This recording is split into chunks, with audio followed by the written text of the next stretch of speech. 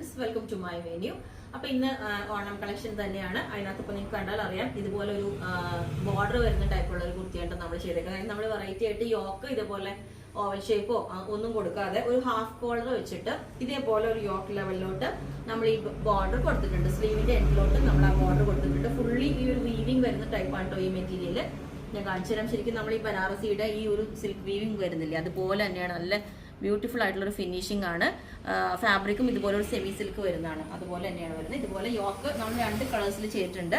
ഞാനിപ്പോൾ വേറെ ഇതൊക്കെ ഒരു ലൈറ്റ് പിങ്ക് വരുന്നത്, ഇതൊരു ലൈറ്റ് മെറൂൺ വരുന്നതാണ്.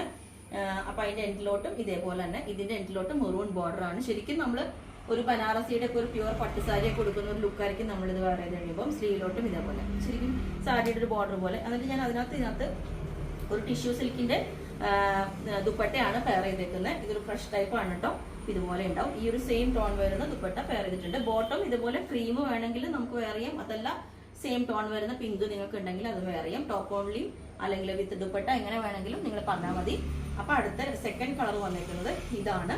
ഈ ഒരു പാറ്റേൺ സെയിം റെഡ് വിത്ത് ഈ ഒരു കോമ്പിനേഷൻ. ഓക്കെ, ഇത് ഞാൻ വേറെ ചെയ്ത് കാണിച്ചു തരാം.